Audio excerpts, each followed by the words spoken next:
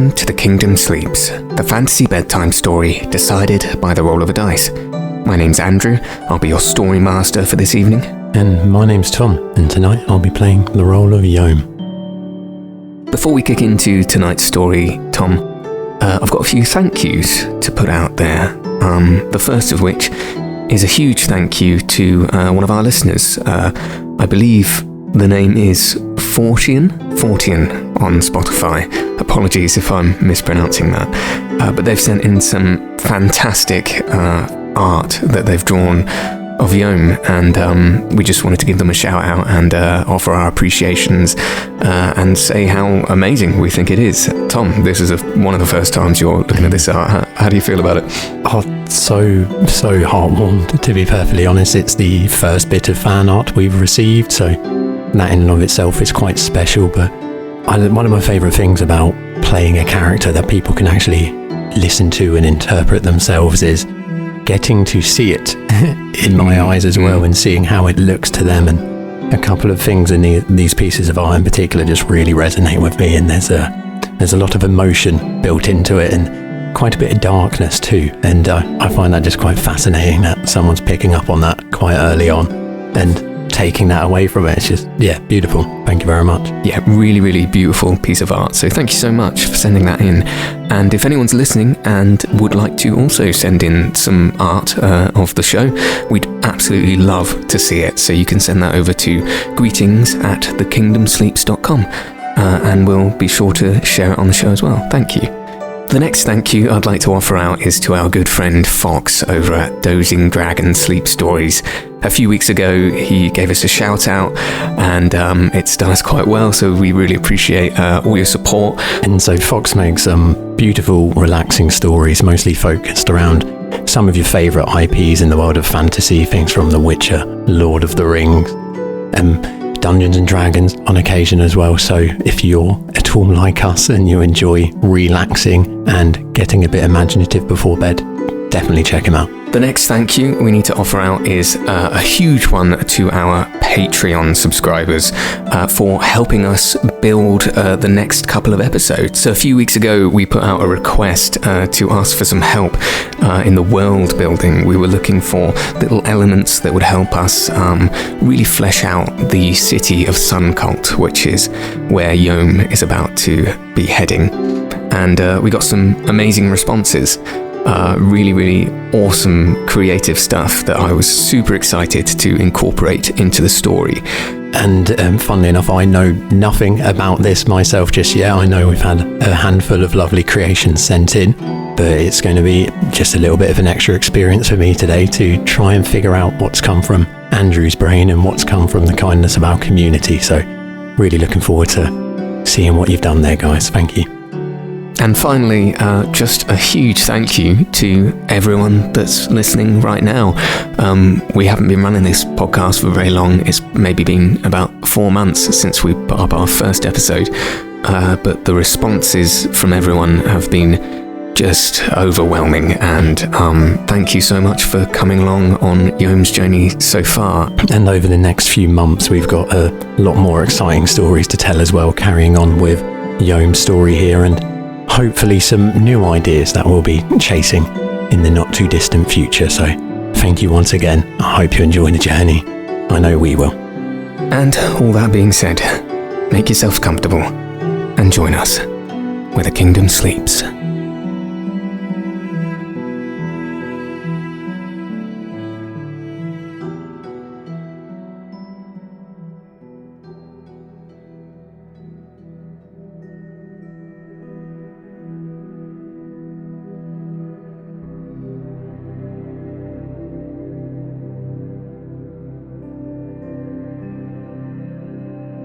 It has been a few hours' trek in the sweltering afternoon sun of the Schwertsuna Desert since you left your friend Hana in the small village of Sunalager, making your way over to the prodigious city of Sunkolt.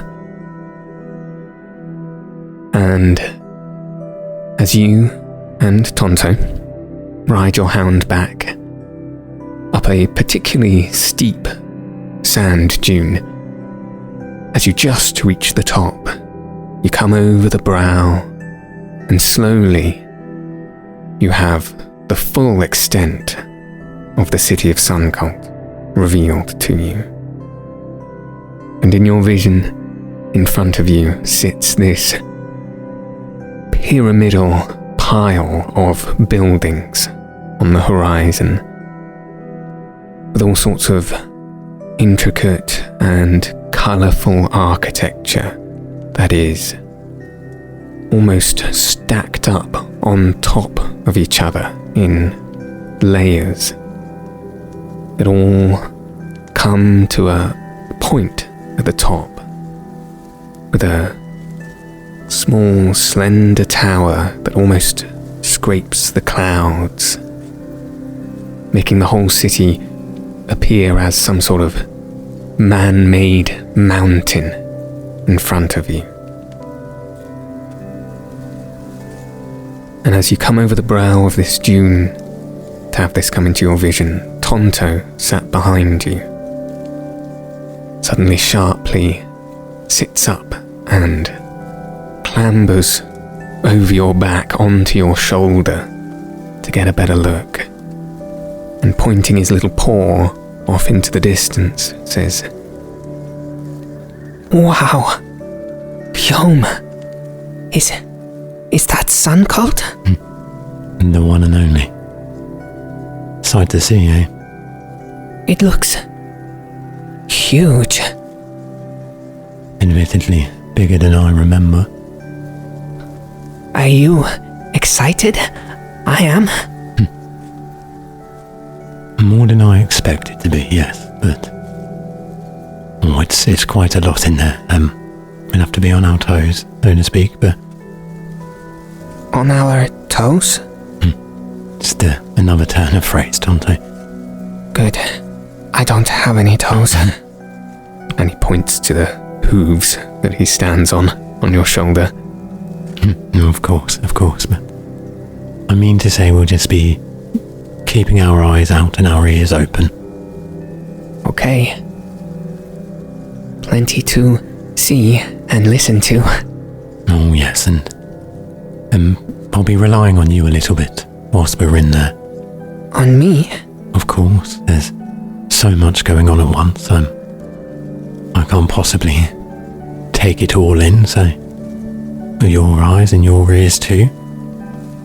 I'm sure we'll catch everything that needs to be caught. Okay, Yohm. If I can help, I will. Of course, now. Just remember as well. Oh, actually, I'm sure you're aware by now that some people, like Hana, will be very kind to you and very happy to see you. Others, maybe less so. Okay. You'll stick by me, won't you? Yeah, of course, no. If needs be, we've got an awful lot of fabric on this coat of mine. I'm sure we can tuck you away quite nicely.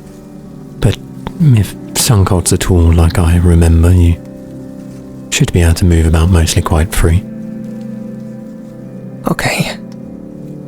And you can see him, or rather feel him, tuck up a little bit closer to your neck as you say these words. And as your houndback continues on across the sand towards the large, arched gateway that is the entrance to Sunkolt. Now, just a few minutes' ride in the distance. What are the most prescient things in Yohm's mind as he is on the precipice of entering into the city? Well, as he first sees the gate at least, he'll be quite concerned with just how busy it may be, despite all the very important and ever-present things going through his mind right now. The sheer impact of the city is definitely first and foremost on his mind. And that being said, he knows there's a familiar face or two somewhere within these walls, I think he'll be quite urgently trying to seek those out. And so, with these things in mind, Yohm gets ever closer towards the entranceway and what you might call the base of the city. And as he gets closer, he will now begin to join what appears to be a slowly congregating crowd coming from all directions of the desert sands around, converging into the entranceway as they attempt to funnel through the main gates of the city.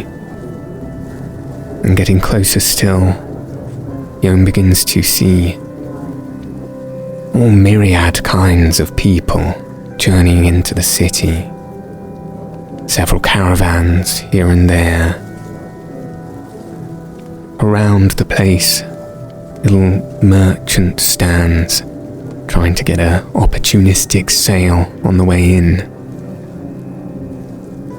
Something else Yohm will notice as he gets closer to the large, tall walls that line the circumference of the base of the city is that there seems to be these large structures of scaffolding erected on the far sides of the walls, and you can just hear the distant sound of picks and drilling, as if there's some sort of works going on the walls. But as he gets closer and closer to the entrance, it is now that the sights and the sounds and the smells and the warmth of so many people congregated around becomes more concentrated and a little more intense. And I'll get Yohm to roll a perception check just here.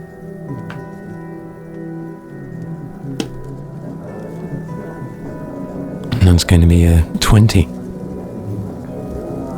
On a perfect 20, Yohm, though perhaps slightly overwhelmed by this environment, acutely aware that he needs to keep his wits about him, will notice up ahead the entranceway lined with several members of the Guardians Guild, watching with a sharp eye as the people come in and out of the city. Several of them doing slightly peculiar things. He'll notice, though he can't quite see from this distance from the gate, that one of them is holding what looks like a wooden ring, a hoop of sorts about the size of one's head, and is waving it around some of the people attempting to enter into the city. Well, you can't quite see what it is he's trying to do with that hoop. You'll notice on the other side is a member of the Guardians Guild with a tall spear with a sharp end and what looks like a round, polished plate of what, with a 20, Yohm will discern to be bright stone. And it seems that he's ushering out small flying mamu that linger around the gate, encouraging them to exit out into the desert.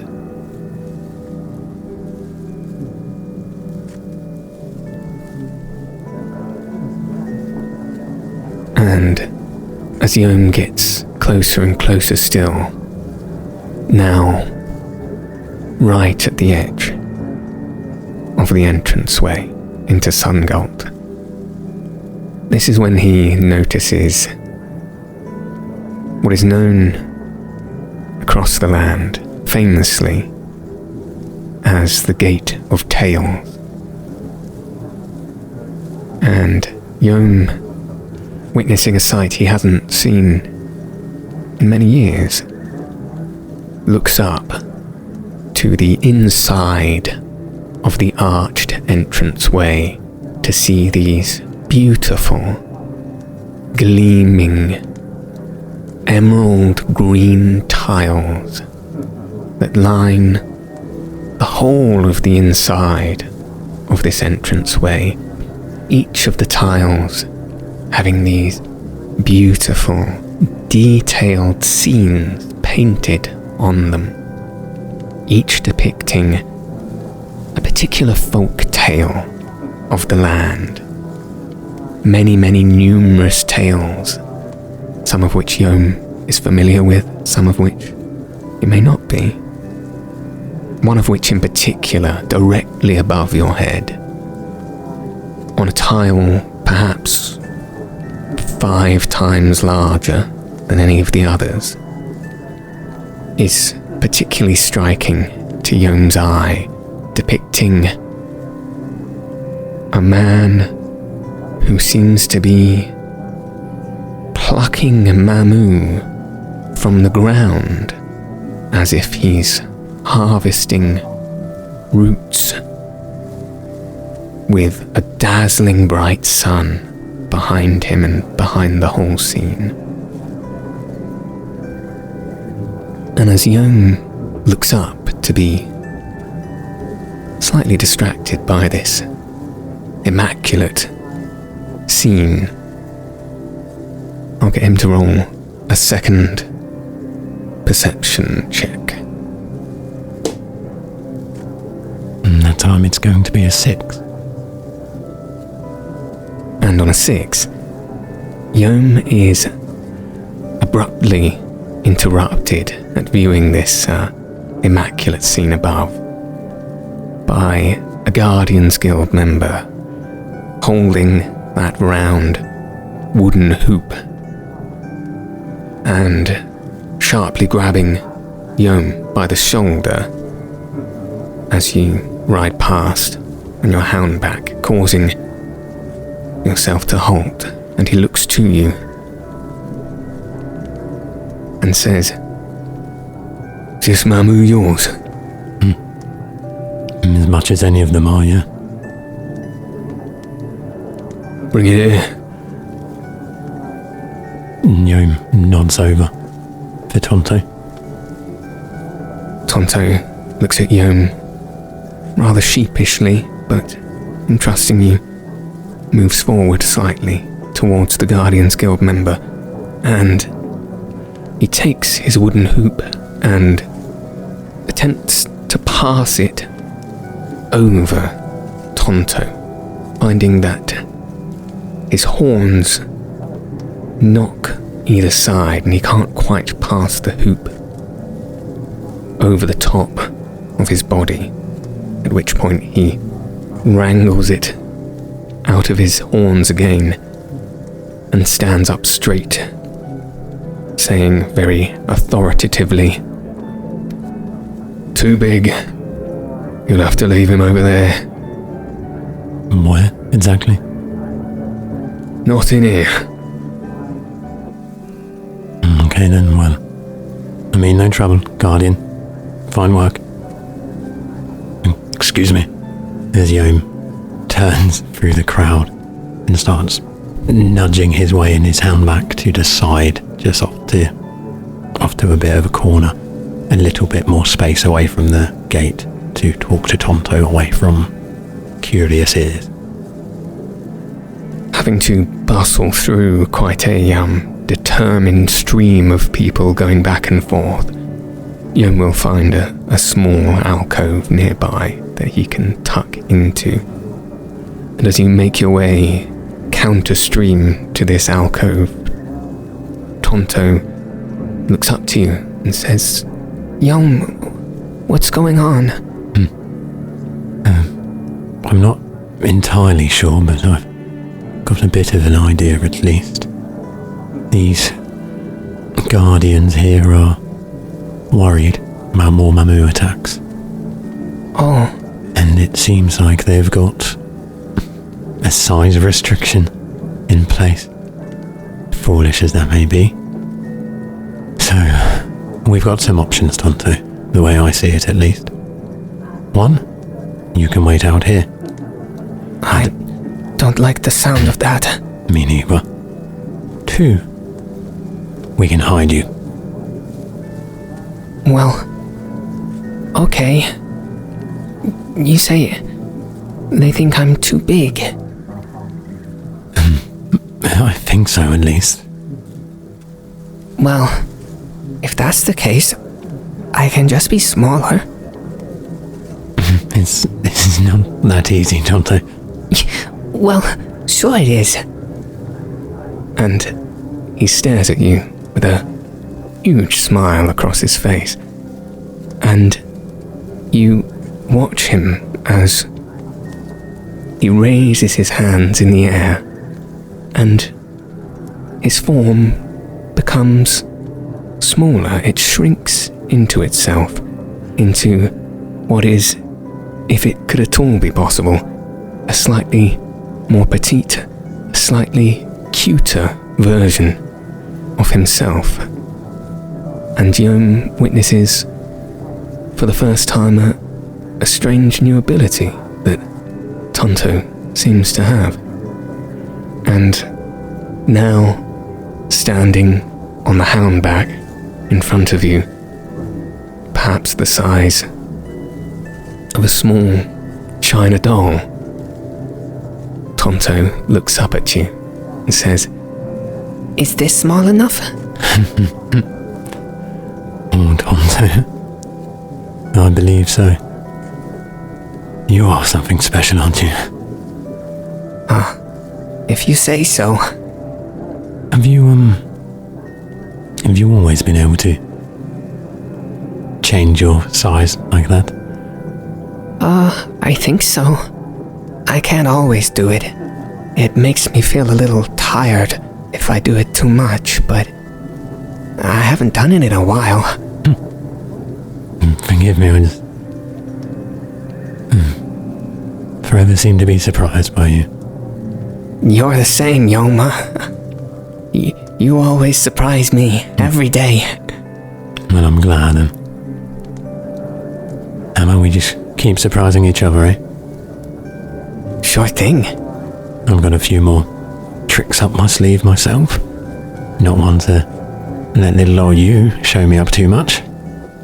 And you see Tonto chuckle to himself at that remark and give you a little punch on the arm with his now even tinier paw, feeling rather banterous in his tiny form. Dare I say, looking a little mischievous. Oh, that's the yellow Mamu I know. Alright then. Let's go. We'll try have some fun. This way. And we slowly budge our way through the crowd a bit more again, this time ever so slightly more boisterous, relying on the heft of the houndback, being a little less concerned. And as you enter back into the slipstream of the crowd, moving back past the guardian that you conversed with before, you boisterously, confidently head forward in amongst the crowd. And if you look over to the guard, you will see his bemused face and furrowed brow shaking as you confidently walk past, intently staring at Tonto, almost as if he could fall over backwards at the sight of Tonto's new form. Yohm just give him a casual wave as they ride on past. And the guard simply stares straight at you, still dumbfounded by the occurrence. Fine work, Guardian. Keep it up. You can see he almost wants to respond to that, and he sort of looks at his hoop and doesn't know what to do with it, but eventually settles on just putting his arms by his side and continuing to watch the rest of the crowd as you move on. Thanks, Tonto. That's 1 for the guildless, 0 for the guild. And so, as you now move into the city proper, after making your way through a short alleyway, the length of the street in front of you becomes apparent, and you now move through quite a tight space, more tightly found due to all the people moving back and forth. And you begin to make your way through what feels like the true entrance to Sunkolt, as your vision is bombarded with the beautiful sight of these flowing fabrics that make up the roofs of the many tents and caravans and stalls that line the streets either side of you, all of which seeming to sell ever more intriguing and eye-catching trinkets and tools and clothing. The wafting smell of delicious incenses and foods come from either side, and Yohm is certainly experiencing a more sensory environment than he's experienced in quite a while. But after making his way through this street, he eventually, quite shortly, comes to an opening, a town square by the looks of it, in the centre of which is this beautiful looking statue that seems almost like something that Yohm will have seen before on stormy nights when the lightning hits the sand of the desert. These huge, protruding glass spikes jut out of the ground and make these beautiful, glossy, almost like stalagmites coming out of the ground made of glass. It looks much like this in the centre, but you can also see that within it have been carved characters and creatures, and it almost looks like extra pieces of glass have been added onto it to produce a beautiful, glistening scene. And at the base of this statue seems to be a wooden stake, a tall wooden stake attached to which are very many signposts pointing off in several directions. And so, as Yohm finds himself just emerging into this town square, surrounded by the bustling people and businesses, what would he first like to do? As he's soaking all of this in again, he provides what little insight he can to Tonto at some of the things they're seeing as they're going past, highlighting the art and the architecture, some of the smells that are hitting his nose. He'll stumble across to that large stake, start at the top and whirl his eyes around, looking for any hint of the Harvester's Guild. And so as Yohm makes his way over, already even from a distance, darting his eyes across the signpost, although there are very many, pointing in all sorts of directions, eventually he does land his eyes on a sign pointing to his rightward that seems almost makeshift, as if it hasn't existed there long, has been tacked on after the fact, that says Harvester's Guild Outpost.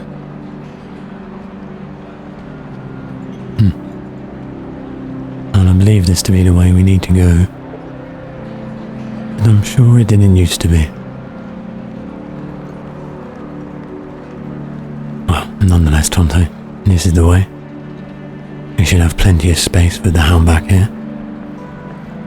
Now, hopefully, Ren. Remember Ren, right? Of course. How could I forget him? And we need to see how he's holding up. Find out what happened to the rest of the crew. Do you think they'll be okay? Yeah. I'm sure of it. I'm a bit curious how Kieran's holding up though. Do you think he'll want to talk to us? You said he wasn't really very friendly last time. Well, I'm sure he isn't still, but a little bit of distance does wonders, and if he's at least the tiniest bit curious about what happened in that serpent, well then, I'm sure he's got questions to ask us too.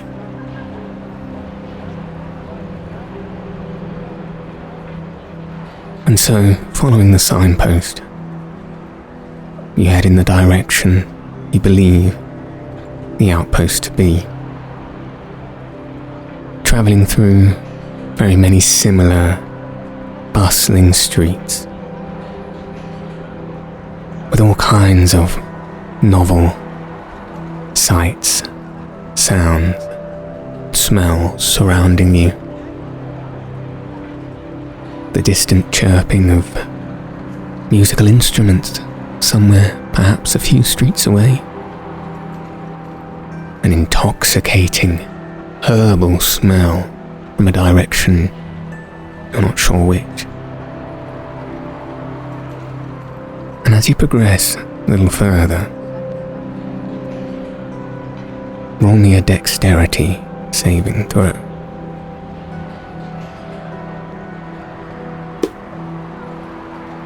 That's a 14. And with a 14,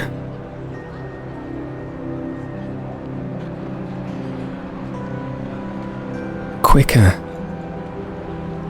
than you have very much time to react to, but just quick enough that by some miracle you do, this blur of a creature comes hurtling towards your chest from some small little shadow within the crevice of a roof. It darts towards your torso, as if like an arrow, giving you just enough time to move backwards and let it land on the hound back in front of you. And you see this slithery little creature, a black lizard with yellow gritty spots and these bulbous red eyes. that Yohm would know to be what is called a desert dagger. An extremely fast-moving lizard that can be potentially dangerous if it chooses to be violent towards you. But almost as quickly as it lands in front of you, you see it ping off the back of the houndback, almost as sharply as a cricket or a flea, and land upon a large barrel to your left, just outside one of the shops you're passing, and begins to slither its long tongue into the liquid inside of it.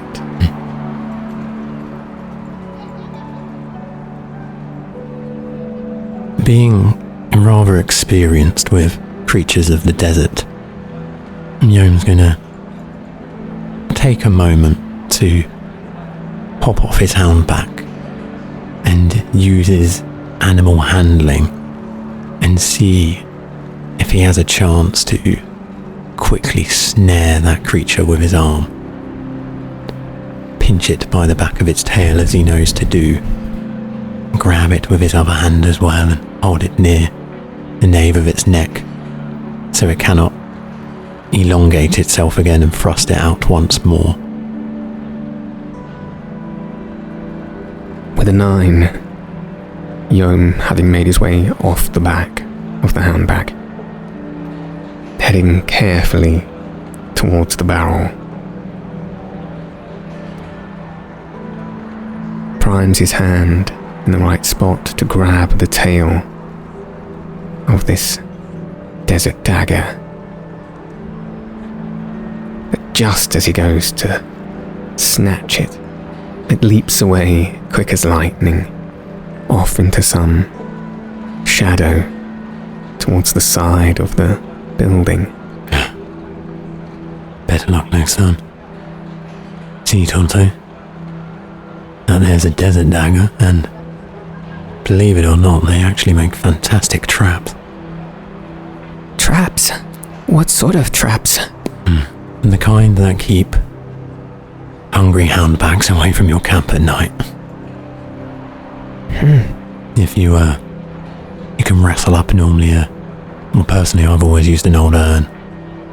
If you fill it with the right sort of treat, that desert dagger will stay in there for quite some time, quite content. As long as you leave the opening to that urn pointing in a direction you're not planning on walking past, well, they normally do a pretty good job of keeping the other critters at bay. Wow, you know so much about creatures, Yohm. Yeah, much more than people. Well, I guess I'll keep my eyes out for a desert dagger too. You can see him sort of squint his eyes and look around in an inquiring manner, almost like a small detective. Yeah, they'll be quite hard to see. They try to hide, normally pretty successfully as well. And you can see him darting his eyes around the shadows around him. Well, keep your eye on him. Keep moving for now. As we saddle back up and head in the direction of the Harvester's outpost. Saddling back up, you carry on in the direction pointed, following another couple signposts that keep you on the right track, and eventually make your way to a building that looks quite hastily put up, made of pieces of almost uncut desert wood mixed with some combination of sand and special form of quick-drying cement. And although hastily put up, it does look like quite a large and sturdy building. To Yohm's eye, does this look like the work of the Constructors Guild? Roll me a history check.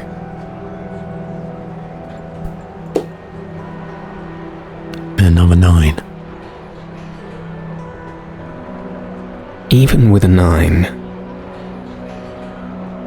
Yohm could tell just about, though perhaps not be entirely sure, that this did not look like fine craftsmanship.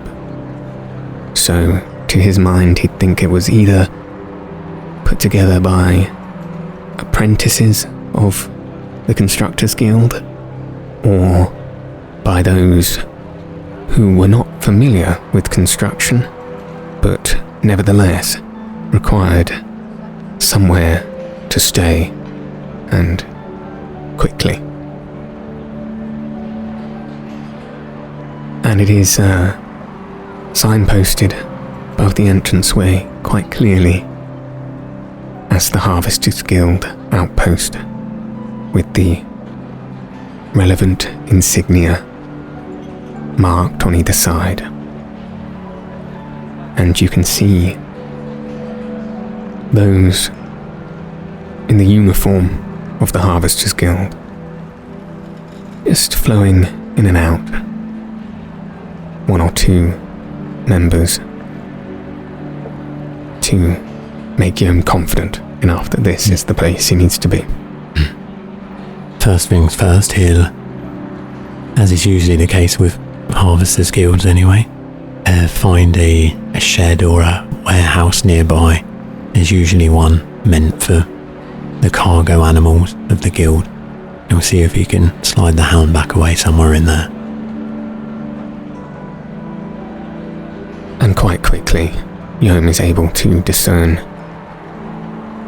once again, a very hastily put together sort of stable attached to the side of the building with a corrugated metal sheet for a roof, and again uncut long pieces of desert wood as the posts that hold it together, where several other houndbacks also sit, and he can quite easily tuck his in amongst the rest.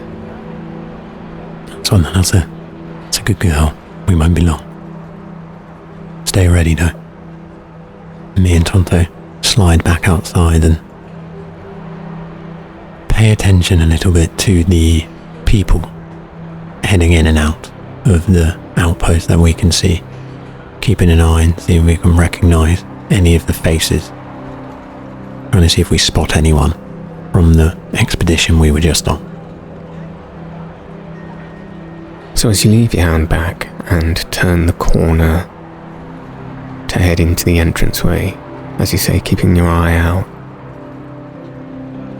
just as you make your way to the entranceway, you notice one of the young apprentices that accompanied you into the desert some days ago, one that you remember near the beginning of your journey took a small turn for the worst, was overcome by the heat and the exhaustion of the journey, and was quite grateful for your help, but he seems somewhat downtrodden. He's walking with his head to the ground, so he doesn't see you as you approach. I think Yohm will just call out then, not knowing very well social cues. Friend, it's good to see you made your air trip. And almost as if shaken out of a daydream, this young apprentice, very dazzled, raises his head and looks up to you, recognizing your face softens in expression and countenance a little bit, and a small smile peels across his lips, and says, "Oh, yeah, we made it. Good to see you, Yohm." "Yeah, you too." And Yohm will extend an arm, which is quite a rare thing for him to do, to just initiate a small embrace. And the apprentice does likewise, grabbing onto Yohm's wrist and shaking it firmly. "You seem much better than last. How are you feeling?" "Oh, well, yeah. Now that I'm away from that desert. Pretty well. Fully watered. Fully fed. Not any rogue Mamu knocking around." "Yeah, how was the flight over here?" "Yeah. Quick. Too quick. Made me a little queasy, actually.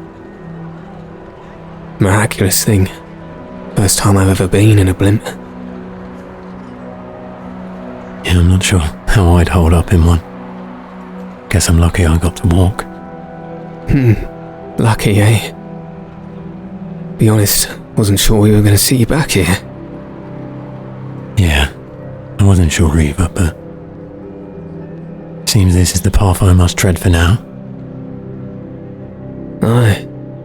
Good. I'm glad. How's Ren? He around?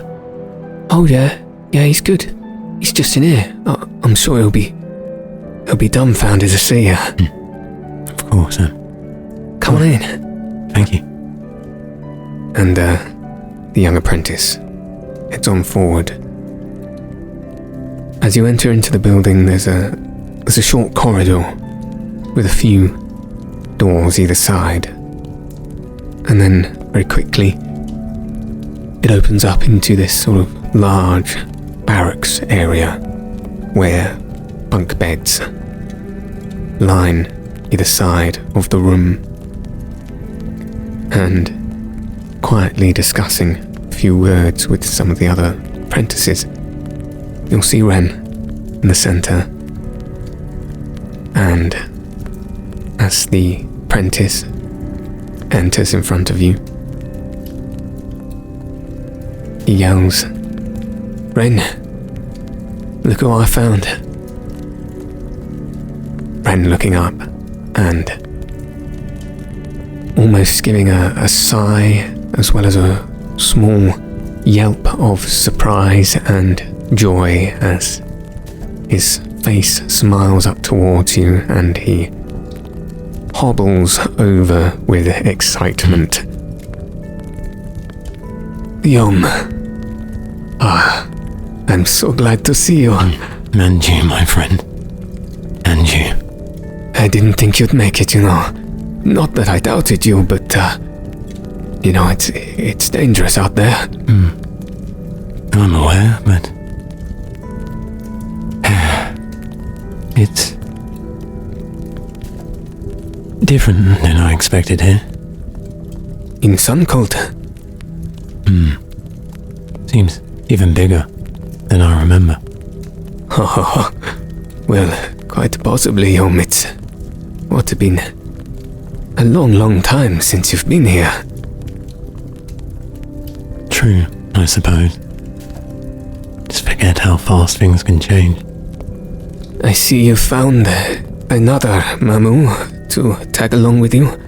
"Oh, you're not getting that old, are you, Ren? Look again." And he squints his eyes at the newly tiny Tonto on your shoulder. And Tonto smiles back. Ren says, "It's the same?" "Yeah. I can't explain."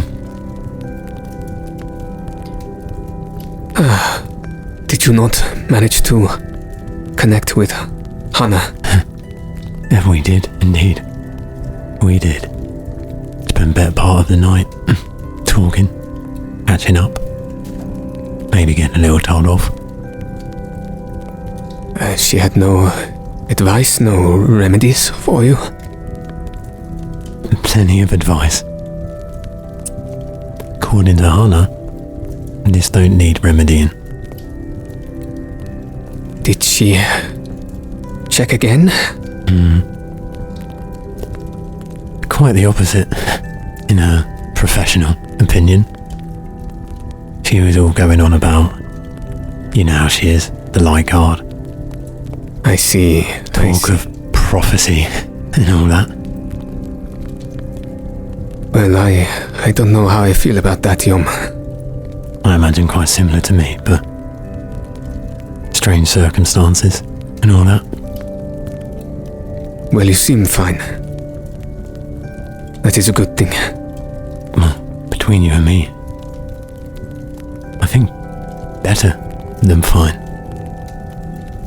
I feel a little bit sharper. Dare I say, maybe quicker. Just ducked a desert dagger mere moments ago. What, you dodged out of the way? Aye, and I didn't even know I had it in me. Well, I have to say, Yohm, you certainly are on top form. I'm not sure we'd have made it out of the desert without you. Especially young Kieran. How was he? He was still pretty shaken when we left. Yes, he's still a little reclusive. He keeps to himself mostly, writing in his journal or something. But listen, Yohm, I have something to admit to you. I know I said that I would try to keep things quiet. About, you know, and he gesticulates towards Tonto and your eyes. But well, I was asked to debrief about what happened in the desert, why we failed, and I couldn't tell the story honestly without mentioning you and what had happened. And well, Kieran had to do the same. Of course. Let me stop you there though, and you seem almost guilty. Please don't. You've not betrayed me in any way. I made a promise to you and I couldn't keep it. I know you would have tried. I did. But you can't tell a story like what happened to us without giving all the details.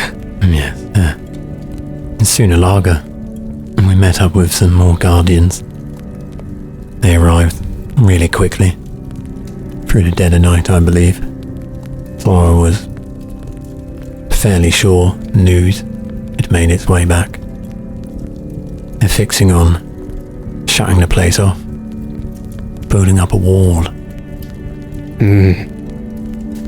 Yes, that sounds about right. I think they are making their way to a lot of the small colonies out in Schwarzuna. Word is that it keeps getting more dangerous. They are even trying to install bright stone fissures on the walls of Sunkolt. And that's what the work was. Damn it. I thought the extra security out front was bad enough. Well, can you say that you blame them, Yohm? Can't blame them for trying something. But even to you it seems rash, does it not? To go to such extremes so quickly. Well, the more I see of the way that the Mamu are changing, I don't know anymore, Yohm. I don't know.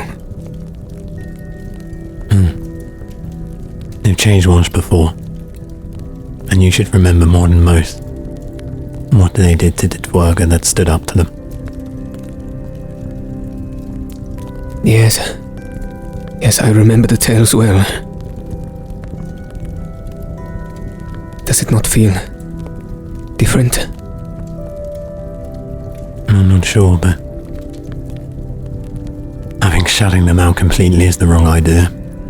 I can't tell you why, but there's surely proof enough that they're part of the answer, not just the problem. You could be right, Yohm. Dare I say, you'd know better than anyone else. I'm starting to think that. But maybe not. There's a name from the academy, Shinrik. Shinrik? You know of him? Never heard of it. Some scholar with the Light Guard. Friend of Hannah's, or at least an associate. Well, if they're a friend of Hannah's, then they're probably a good sort. Aye.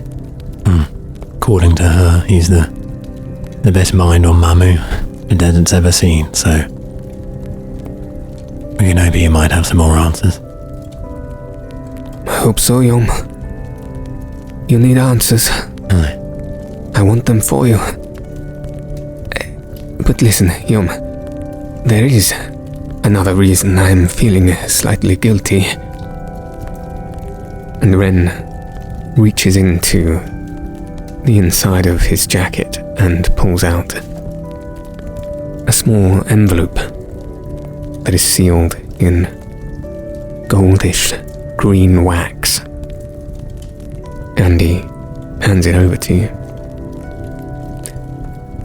After I told the Servant Supreme what you did for his son, what you did for Kieran, he was overjoyed and a little intrigued, I must say. Anyway, he would very much like to invite you to dinner. Dinner? That's right. He would like to offer his thanks personally. I didn't think you would be too happy about that. When did gratitude always get bundled up with such formality? Well, I did want to talk to Kieran. If you'd like to talk to Kieran, he is just in the next room. Huh? Though he hasn't really spoken much to many people. Do you know what he said to his father? I'm not sure, no. But I think he imparted some of the details. And this place we're in right now, that's one of his answers to these problems. It looks like it's barely been knocked up a week. Well, you're not far wrong, Yohm.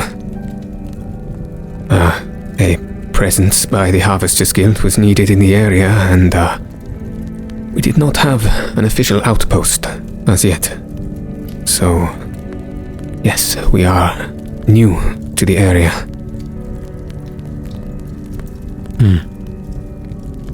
This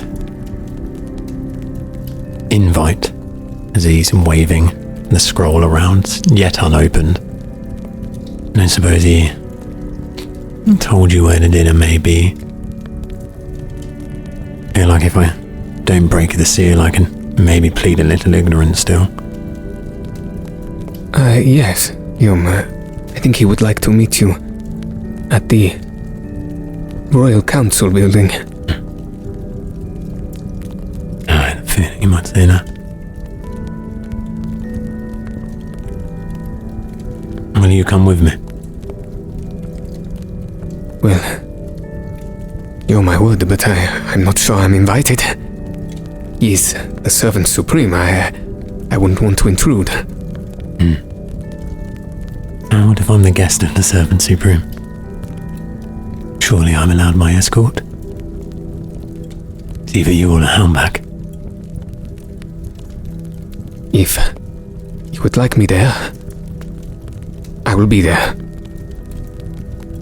Thank you, Ren. Anyway, this is all just speculation. I should I'll read it straight from the mouth of the man himself.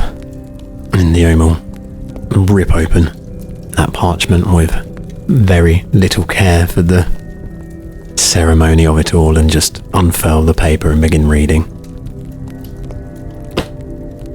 As Yohm rips open the seal of this parchment and unfurls the letter,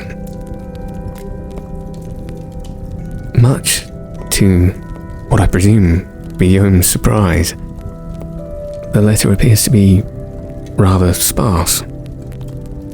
Very few words sit on the scroll.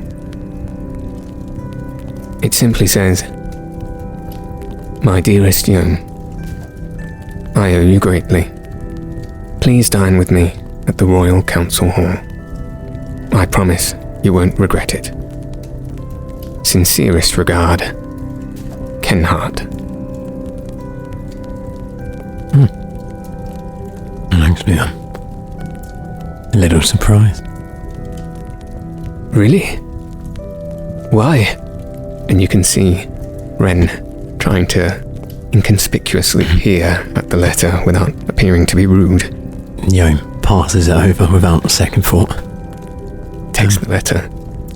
I was just, I don't know, expecting a little more from the Servant Supreme. He refers to himself by his first name. He must really like you. Oh, he wants me to believe that.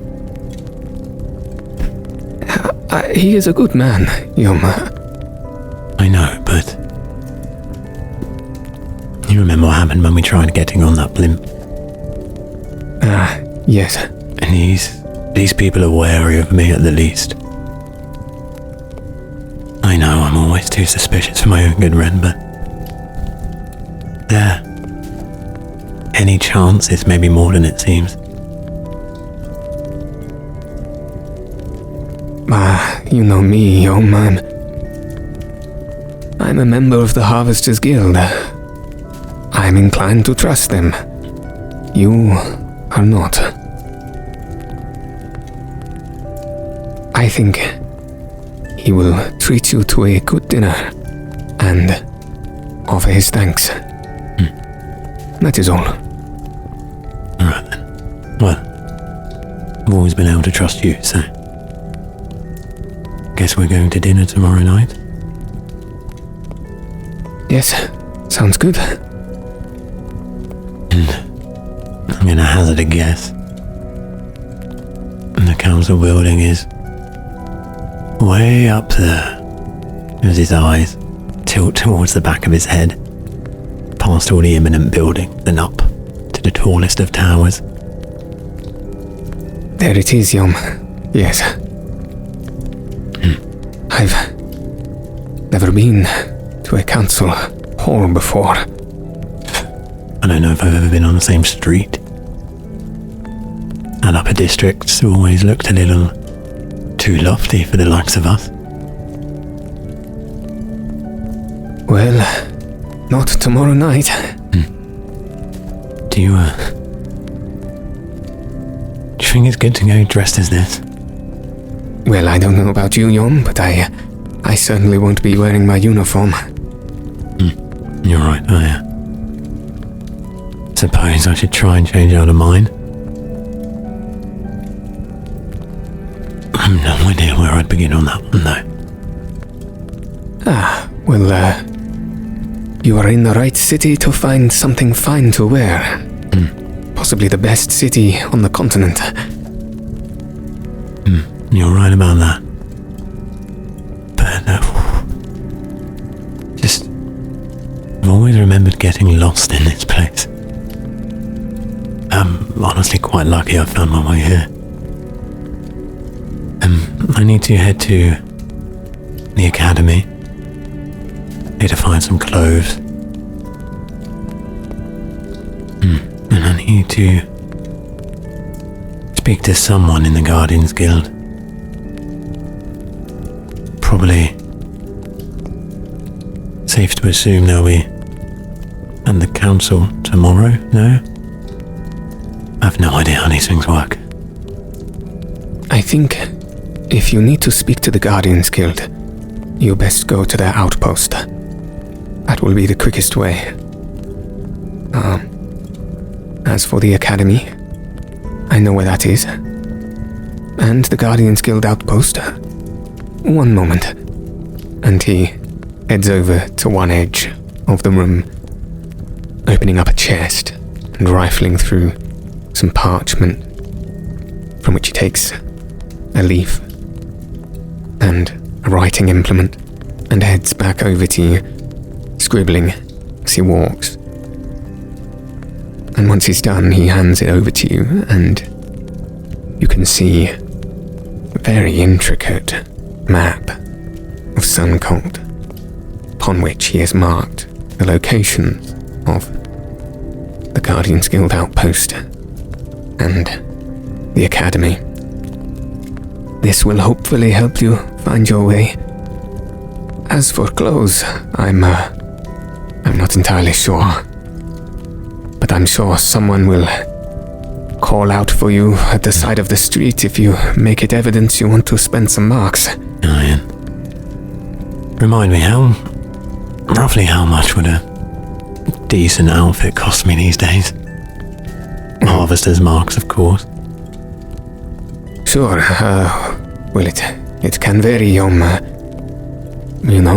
a decent piece of clothing that you might wear, to say, dinner at the council hall. 30 or 40 marks? Well, perhaps 2 or 3 artisans' marks if you can get hold of them. I should be able to figure something out then. I won't be dressed awfully, at least, but maybe not quite in my finest. I'm sure you'll do great, Yohm. It'll be fine. Do you mind if I leave the ride here for a while? You want to go on foot? Aye. For a little bit. I won't lie, I don't plan on being here for too long, and I can't imagine I'll be rushing back, so might as well try and take it in while I am here. Of course. Yes, you may treat the outpost as your base. I am in charge here, so do as you please. And that is why you are my favourite master of harvest. Thank you, old friend. Thank you, Yohm. I'll probably see you around this evening then. If you recognise me. Ha. Yes. Come here first, perhaps, and we will go together. Yes, of course. And be honest, Ren. And Yohm takes just a couple of steps away from him. He's just a metre or two away. How obvious are my eyes? Ren looks into your eyes, takes a deep sigh, looks at you furtively, and says, "To be honest, Yohm, you'll be fine for most. You are the kind of person one does not like to stare too directly in the eye." Alright, well, thank you then. Good to know. Are you sure you wouldn't like to poke your head in and see Kirin before you leave? Ultimately, yes. It's just something about that little... You're right. I can deal with him. Probably best I get a little preparation as well for what's waiting for me up there. Which room did you say he was in? Just in the next chamber. And he points forward through an archway at the end of the room, which seems to open out into another room quite similar. Well, if you hear the sound of any cups smashing or tables being flipped over, I assure you he started it, and Yohm marches towards that door. Ren has a small wry smile on his face as he shakes his head and walks past you. Yohm will definitely make sure to nod and try and make quick bits of eye contact with any of the other apprentices he recognised. And you get short, very honourable nods in return as you recognise one or two of the apprentices on your way through the archway into the next room. And as you make your way in, you notice that this room is much like the one before, lined with very many bunk beds on either side. But this room is quite empty, and it contains just one person who lays on their bunk, book in hand, seeming to be scribbling away at something, with a very intense expression on their face. Do you recognise this to be the young apprentice Kieran? I think that might be the hardest I've ever seen you work. And Kieran's face looks sharply up at you, his neck twisting round almost as sharply as a desert dagger. And you can see a piercing shock in his eyes as he sees you. And when he does, he has a moment, almost you perceive, of dusting himself off, psyching himself up, as he calmly places his journal on the bed and heaves himself onto 2 feet, standing quite tall and quite proudly. Still looking at you though with this piercing surprise, and says, "Yohm, how long have you been here?" But moments yet. Bumped into Red next door and now I'm here. And you can see a nervousness in his countenance as he says, "Was your journey well?" Yes. Safe. Uneventful. For the most part. And his eyes start from you to Tonto, back to you. And almost as if his lips are unwilling to expel the words, they burst forth quite suddenly. And he says, "Yohm, I do believe I owe you a great thank you. I owe you both a great thank you. I do think that you very well have saved my life." I didn't quite go that far, but you are welcome. No, Yohm, you don't understand. When I was taken into that jungle, when Tonto's jungle consumed me, I was filled with fear. I was filled with a bitterness. Tonto's fear. Tonto's bitterness. I was forced into the worst kind of myself. And when you found Tonto, when you made him feel found and seen and safe, I felt it too. Suddenly, these years of bitterness, they were drained out of me, Yohm. I'll be honest, when it first all happened, I didn't know how to take it. I didn't know how to feel.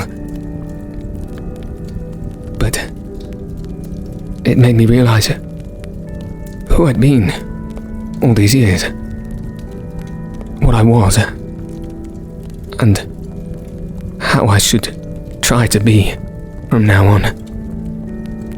That is how you've both saved my life. And for that I can't thank you enough.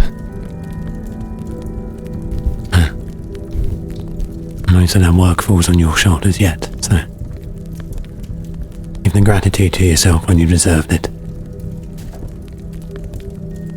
Well, I hope to do you proud. There's no such thing. The only measure and stick that matters is your own. And Tonto looks up to you and says, "Tell Kieran that he is most welcome." Thank you. Kieran, I honestly can't actually remember how much we discussed when we got out of that place. But, this Tonto, him and I are bonded in a way not too dissimilar from how you and him were. Anyway, he says you're very welcome. He heard my words. Heard them, yes. Actually, Tonto, did you understand him? And Tonto sort of looks down confusedly and says, after a moment, "Oh yeah, I did." But not with Ren or Anna, right? No, their mouth movements sound like jumbles, but I understood Kieran. Another person. Yes. Now, Kieran, this may sound odd, but will you try something for me? Certainly. Close your eyes and shut your ears. Excuse me? Just do it and forget where you are. Forget that I'm here talking.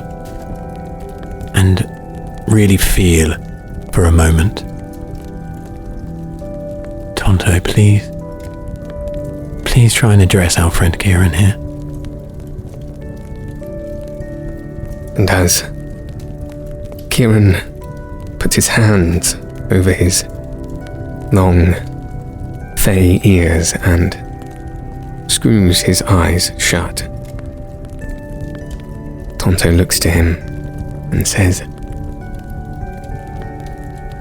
"Kieran, I am so happy that you can understand me. Can you understand me?"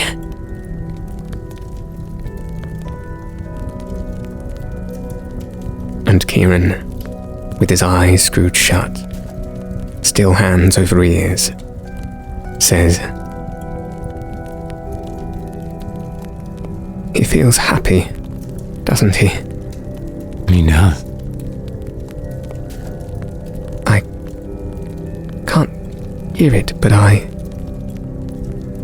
feel it.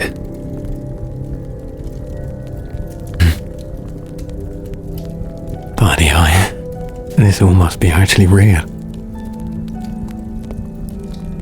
Yohm, what happened to us? I'm trying to figure that out. Have you dreamt since that day? I've had one sleep, and I dreamt only of the great eye in the sky. I had something similar. It seems like we're being watched. To what purpose, I do not know. And I know it sounds like crazy talk, but you must have heard the teachings of the Light Guard. I'm not an expert myself, but you know of the tales, right?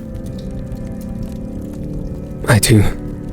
My mother would take me to temple as a child.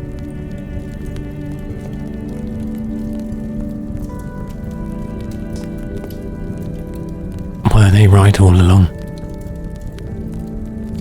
Or something, the Mamu changing, this connection they're fostering with us, can't all be a coincidence. When you were Fae possessed, your eyes, they went black as a rampaging Mamu's. Fear you may be an empath of sorts for them. Do not know, but for some reason they listen to me, to some extent at least. Only been small so far, but even a couple of pink Mamu and a friend of mine's, they were more reciprocative than most. This is all impossible. It sounds impossible. I know how it sounds, but nonetheless. Tonto, do us a favour and stand on his head, please. Tonto, without question, simply hops with a gravityless glide on top of Kieran's head. Now, you tell me how impossible that is. And Kieran, startled, almost shaking, even still with a smile on his face. It's miraculous, Yohm. Thank God you can feel that too. It's not all bad news, it's not all something to panic about. I don't know what is causing them to wreak such havoc, but you can feel it too. There is more than the anger and the rage from these Mamu. There's something very special as well. I think you're right. Yohm, please find out what's going on. I will do my best to try. You can mark my word.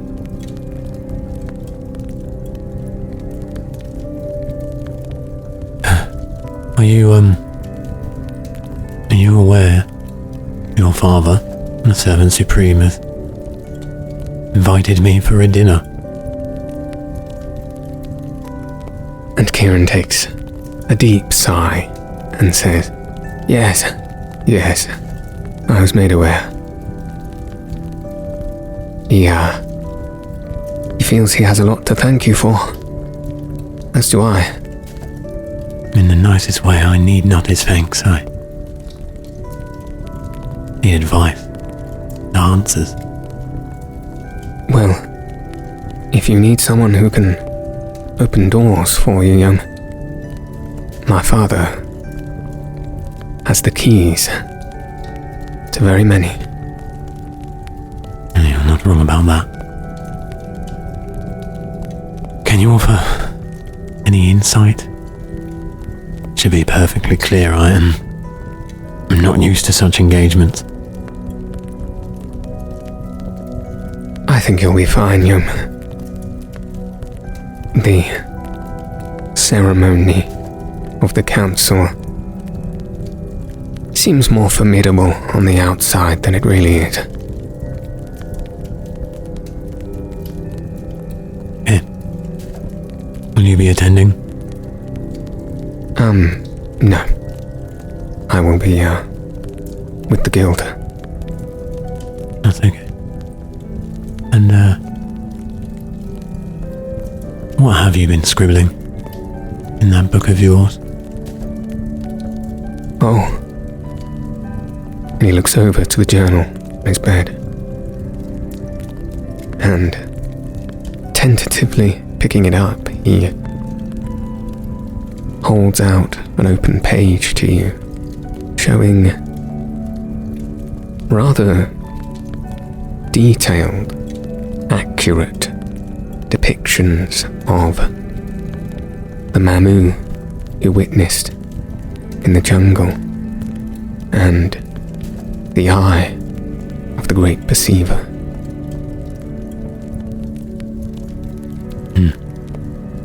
I've not forgotten that one either.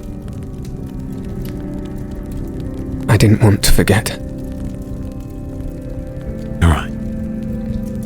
But don't obsess, either. Right. I'm trying to learn myself that not all things are matters of the mind. Tonto's showing me that quite quickly. Things are not as we know them.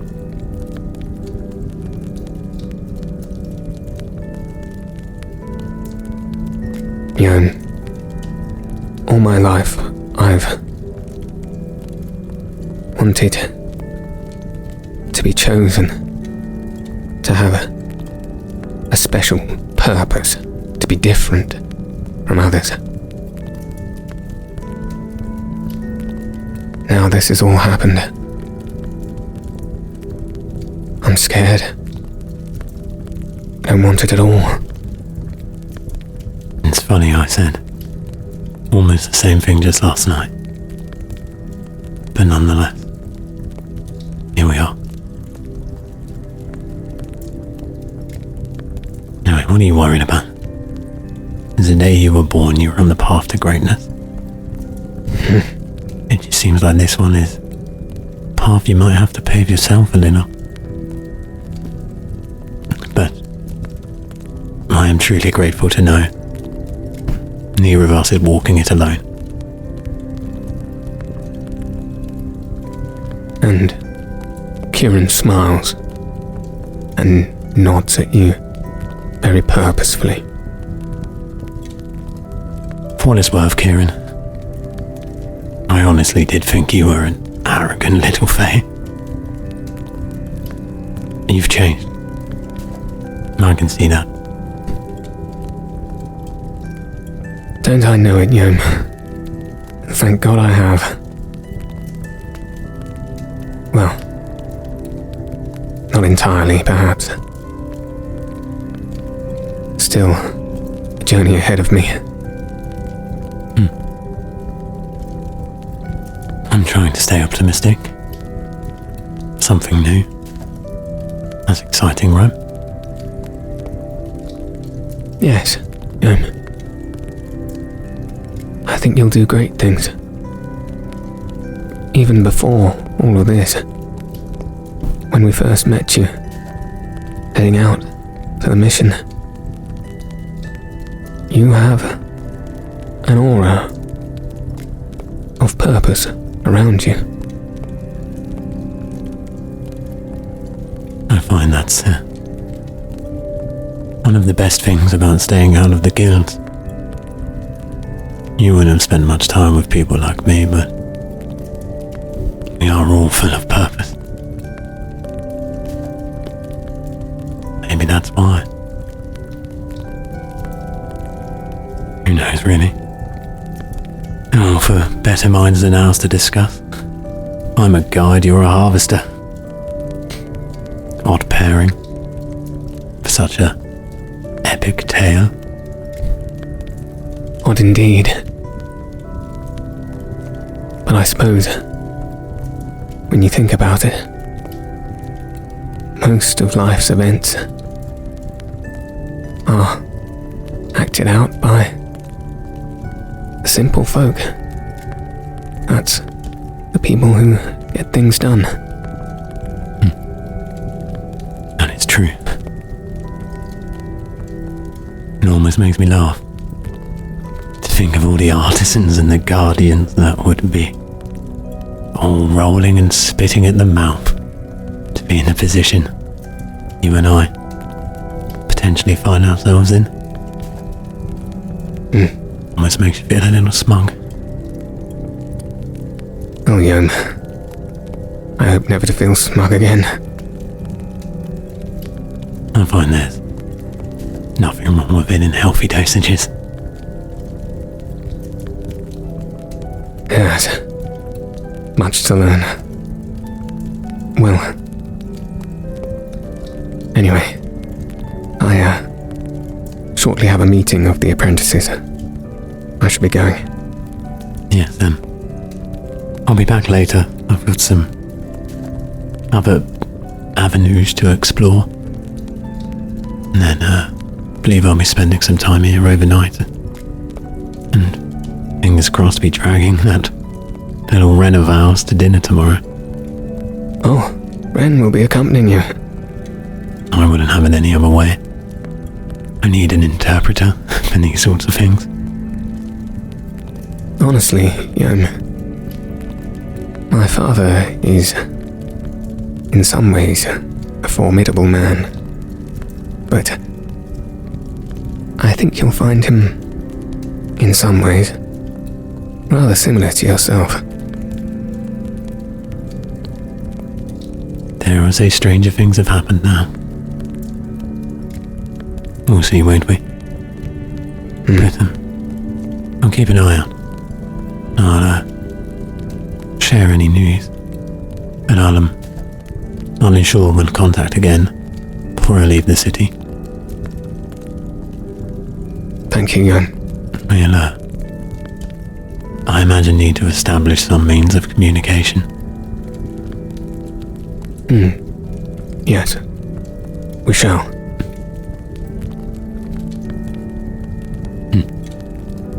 Now, Tonto, time to head off again. And Tonto, still happily smiling on top of Kieran's head, flips over onto your back and is ready to head off. Is there anything you'd like me to pass along before we go? Oh, yes. When I was on Kieran's head, I noticed that he was feeling a little bit scared. So tell him that don't be scared, and that I'm sure everything will be fine. I will. Thank you for your kindness, Tonto. And then I pass it on to Kieran. Kieran smiles with a look of jovial confusedness on his face, but nevertheless, he says, "Thank you. Thank you, Tonto. That actually makes me feel much better." It's uncanny, isn't it? For something so small, he is impossible to deny. Yeah. Makes all the rest of the world know it, Yohm. I'll try. Thank you. Again. We'll see you soon. Until then.